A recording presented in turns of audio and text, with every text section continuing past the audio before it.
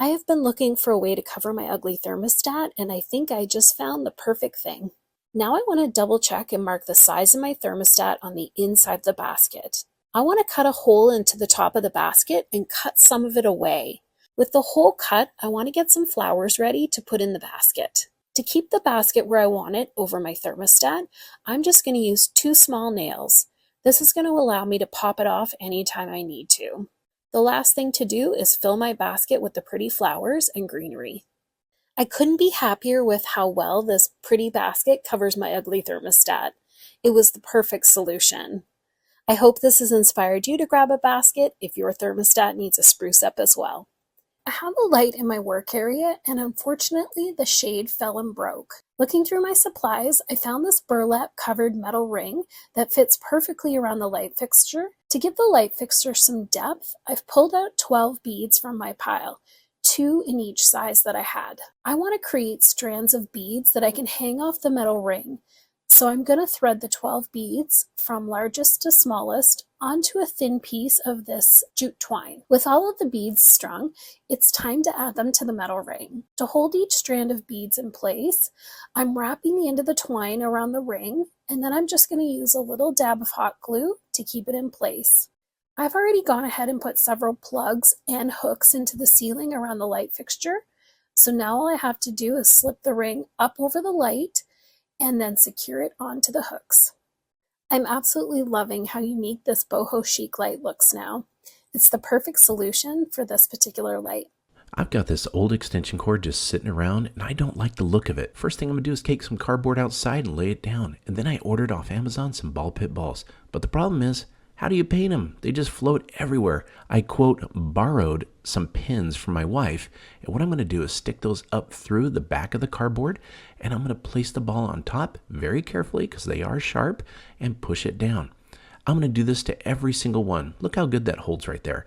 So I'll take the next one, place the pin through the back, and again, put the ball right on top. I can keep going down each row and do this. You want to hold the back of the pin while you're doing this so that it doesn't push through. As you can see, I'm going to put out 2 different layers. One is going to be painted white and the other side black.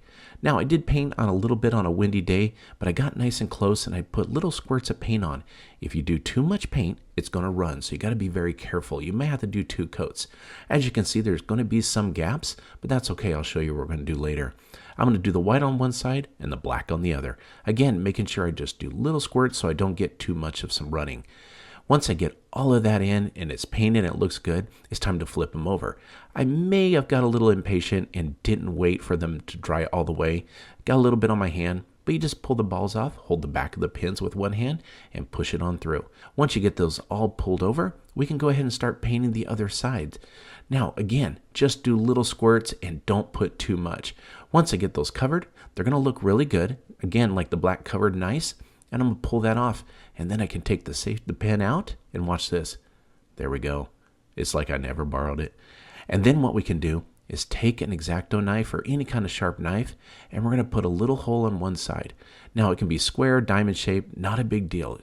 Cut it through, and then you're going to go the exact opposite side and put the same size hole. This is what's going to go around our extension cord.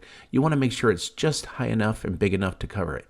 Then down the seam of the ball, which is the toughest part, we're going to go ahead and cut from one side to the other. Only on one side though. Once we get it all the way cut around and all the way through, then we can slide the cord on. So we're going to put it on right here, starting with one of the black balls, starting first, and watch this. We're going to push it together, and then what we can do is use some super glue to hold it in place. Once we hold it for about 10 to 15 seconds, it's good. We're going to alternate white to black all the way down. Just keep doing it and put hot glue on. Once I get that on, look at this. I'm going to plug it in. Oh, actually, it looks really good. It matches the decor of our house, but you can choose any colors you want, especially around Christmas. Can you imagine? I hope you enjoyed this project as much as I did making it. Customize your light switch covers with these 4 easy hacks. Grab some napkins, apply Mod Podge to the light cover switch, place the napkin on top, and gently wrap the napkin over the edges of the cover.